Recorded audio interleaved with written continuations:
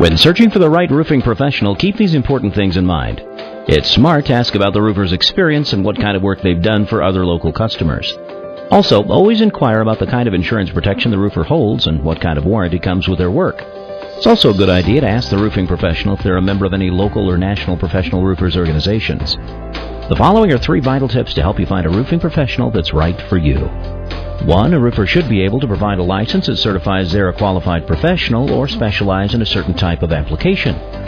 2. Roofing contractors are used to being asked for references before a customer agrees to start a job, so there shouldn't be a problem receiving a list of references which you can research.